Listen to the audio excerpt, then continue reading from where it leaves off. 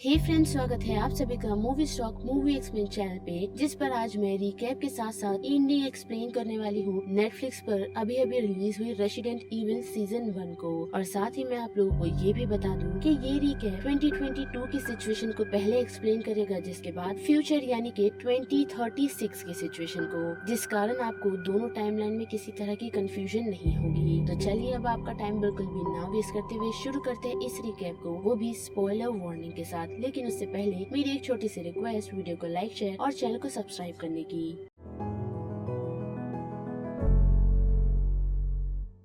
Series की शुरुआत हमें 2022 की टाइमलाइन से दिखाई जाती है, जहां हम जेड और बिली नामक दो लड़कियों को देख सकते हैं, जो दोनों ही ट्विंस हैं और वो लोग अपने फादर एल्बर्ट के साथ न्यू रकून सिटी में शिफ्ट हुए हैं। और एक दिन जब बिली को ये पता चलता है कि अम्ब्रेला वाले एनिमल पर टेस्ट करते हैं, तो वो उसे चेक करने के लिए अपनी बहन जेड को अपने साथ ले जाती है। लेकिन उसी दौरान वो एक इन्फेक्टेड डॉग को ओपन कर देती है, जो मे बी जीरो वायरस से इन्फेक्टेड है, और वो डॉग उसे काट लेता है। लेकिन हम देख सकते हैं कि वो 3 दिन के पीरियड में सरवाइव कर गई है, यानी कि वो जीरो में नहीं बदली, लेकिन उसी के साथ उसमें थोड़े बहुत वैसे सिम्टम्स हैं, जिस कारण से वो कभी कभी एग्रेसिव हो जाती है। साथ ही हम देख सकते हैं कि बिली और जेड को पकड़ अम्ब्रेला की फैसिलिटी ले जाया जाता है, जहां उन लोगों को ये पता चलता है कि उनके डैड एक क्लोन है, जिन्हें सरवाइव करने के लिए उनका ब्लड रिक्वायर्ड है, क्योंकि जिस शख्स ने उन्हें बनाया था, जिसका नाम एल्बर्ट था, उसने उन लोगों को 6 महीने में ही 20 साल का बना दिया, जिस कारण से उनमें किसी न किसी तरीके का डिफॉल्ट रह गया। साथ ही उसने ऐसे 3 क्लोन बनाए थे, जिसमें से एक क्लोन को उसने खुद मार दिया और 2 क्लोन्स अभी भी जिंदा हैं, जिसमें से दूसरे क्लोन की बात करें तो वो बर्ट है, जिसकी दिमागी हालत थोड़ी ठीक नहीं, और उसे एवेलिन ने अपनी फैसिलिटी में ही कैद करके रखा है, जिसे वो एल्बर्ट के एक्सपेरिमेंट पर ओवर वर्क करने के लिए देती है, और उसी के काम को ग्रीन लाइट दी जाती है। और उसी कारण से में भी हो सकता है कि वो लोग जो जॉय पिल को बना रहे हैं, जिससे इंसान में किसी तरीके का स्ट्रेस या फिर कोई भी टेंशन ना हो, उस पिल को उन लोगों ने गलत बना दिया है, जिस कारण से ह्यूमन इनह्यूमन बन रहे हैं। और जब ये सारी बातें बिली और जेड को पता चलती है, तो वो लोग इस सिचुएशन से भागने की कोशिश करते हैं, लेकिन बिली पकड़ी जाती है, जिसे वो एवेलिन के पास ले आता है, और उसे पता चलता है कि उसमें किसी भी तरीके का इन्फेक्शन नहीं है, जो बात जानकर एवेलिन काफी शॉक है। साथ ही हम जेड को देख सकते हैं, जो साइमन के पास आ पहुंची है, जो एवेलिन का बेटा है, और साथ ही वो अपनी मॉम से काफी नाराज है, क्योंकि उसे उस जॉय पिल्स के बारे में पता चल गया है, जिसे वो अपनी वाइफ यानी कि डायना को दे रही है, जिस कारण वो लोग अम्ब्रेला की फैसिलिटी में ब्रेकिंग करने का डिसाइड करते हैं, जहां उन लोगों की मुलाकात एल्बर्ट से होती है, और साथ ही बर्ट और बिली से भी। और जब वो लोग वहां से भागने की कोशिश करते हैं, तो अलार्म के बजने के कारण बिली फिर से उसी वायरस से रिएक्ट करने लगती है, और अपनी बहन को जब वो धक्का दे देती है, तो उसे बचाने के लिए साइमन आगे बढ़ता है,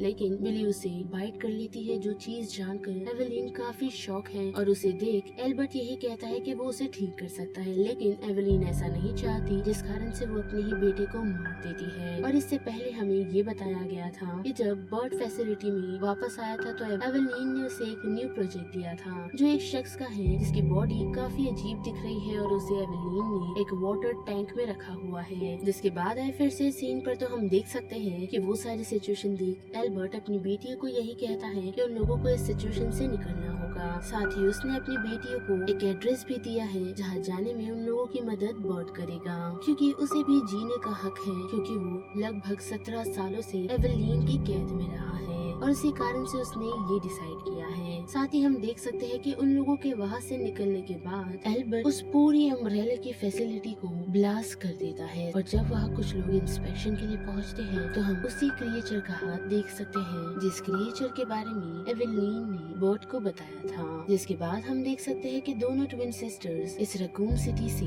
बर्ट के साथ चले जाते हैं, और साथ ही हम ये भी देख सकते हैं कि साइमन को मारने के कारण जेड बिली से थोड़ी बहुत नाराज है, जिस कारण से वो उसे ठीक से बात नहीं कर रही। जिसके बाद अब ये टाइमलाइन सीधा शिफ्ट करती है 2036 में, जहां हम यंग जेड को देख सकते हैं, जिसकी एक बेटी है, और वो उनसे 6 महीने से दूर है, ताकि वो उन जीरोस पर किसी तरह की रिसर्च कर सके कि उनमें किसी तरह के बदलाव आए हैं या नहीं। और उसी दौरान हम देख सकते हैं कि अम्ब्रेला के कुछ एजेंट्स उसके पीछे लग जाते हैं, लेकिन हम देख सकते हैं कि जेड के साथ साथ उन्हें भी ब्रदरहुड के लोग पकड़ लेते हैं और अपनी कैद में बंद कर देते हैं, है जहाँ पर जेड को ये पता चलता है कि वहाँ एक क्वीन जीरो है जो सभी जीरोस को कंट्रोल कर सकती है, जिस कारण जब वो लोग उस सिचुएशन से भाग रहे होते हैं तो वो उस जीरो का सर कटकर उस सिचुएशन से भागने की कोशिश करती है। लेकिन अम्ब्रेला के और कुछ लोग उस सिचुएशन में पहुंच जाते हैं और वहाँ उसकी मुलाकात उसकी बहन से होती है, जहाँ हमें ये बताया जाता है कि उनकी सालों से मुलाकात नहीं हुई, जिस कारण जेड ने ये समझ लिया था कि बिली की मौत हो गई है। यानी कि हमें 2022 में काफी सारी चीजें नहीं बताई गई जो मे भी हमें सेकंड सीजन में बताई जाएगी। एनीवेज फिर से आए सीरीज पर तो हम देख सकते हैं कि बिली उसे बिट्रे करती है और चुपके से एक ट्रैकर के जरिए वो उन लोगों की शिप तक पहुंच जाती है, जिसके पहले हम जेड को देख सकते हैं जिसने ये ढूंढ निकाला है कि किस तरह वो लोग उन सारे जीरो से बच सकते हैं। यानी कि उस क्वीन के सैंपल के कारण उन लोगों को ये पता चला है कि जीरोस किसी तरह की स्मेल से रिएक्ट करते हैं और उसी के जरिए वो लोग इंसान पर अटैक करते हैं, जहाँ उन लोगों को वो दोनों स्मेल मिलती है, यानी कि जिससे वो जीरोस अटैक कर सकते हैं और जिससे वो जीरोस नहीं, जिस कारण हम देख सकते हैं कि जी खुद पर एक एक्सपेरिमेंट करती है जो एक्सपेरिमेंट काम भी करता है, लेकिन वो जीरोस के हाथ से छूटकर सीधा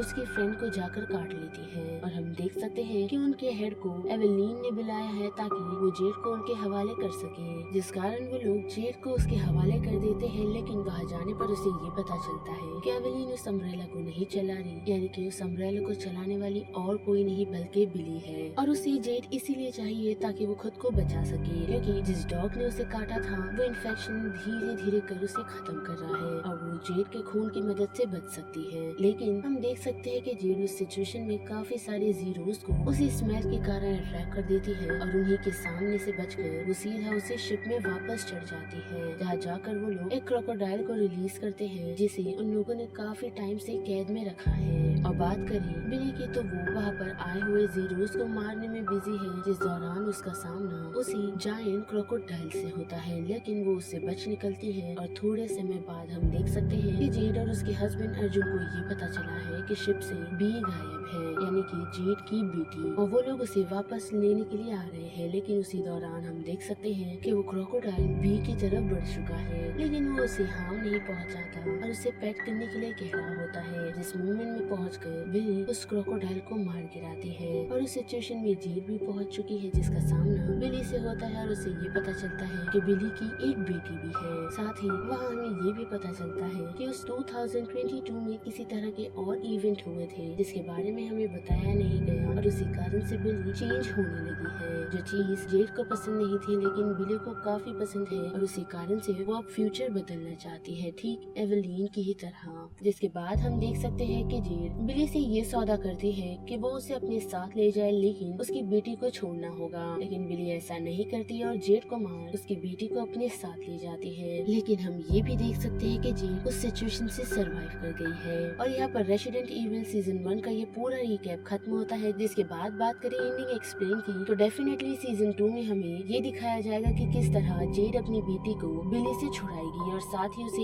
ये भी पता चलेगा कि किस तरह उसकी बेटी स्पेशल है और साथ ही ऐसा भी हो सकता है कि उसकी बेटी ही इन सारे वायरस को खत्म कर सकती है। और जब क्रोकोडाइल ने उसकी बेटी पर हमला किया था तो ये चीज बिली ने नोटिस की थी, तो मे भी इसी कारण से हो सकता है कि बिली ने जेड को छोड़ उसकी बेटी बी को चुना अपने साथ ले जाने के लिए। और साथ ही हमें 2022 के काफी सारे इवेंट्स नहीं दिखाए गए हैं। जिस इवेंट की बात करें तो उसका हिंट हमें पहले ही एपिसोड में दिया गया था, जहाँ कुछ लोग जेड के हाथ में सर्वाइवल टैटू देख सकते हैं जो कि न्यू रकून सिटी से बचकर निकली है। यानी कि उस 2022 में हमें ये दिखाया जाएगा कि किस तरह उस वाटर ट्यूब वाले क्रिएचर ने न्यू रकून सिटी के साथ साथ पूरे वर्ल्ड में उस जीरो के इन्फेक्शन को किस तरह फैलाया और उस सिचुएशन से जेड और बिली किस तरह बचकर निकले हैं। और बात करें जेड की बेटी बी के बारे में तो इस एपिसोड के बीच में हमें ये भी बताया गया है कि अर्जुन उसका बायोलॉजिकल फादर नहीं है, यानी कि हमें उसके असली डैड के भी बारे में बताया जाएगा,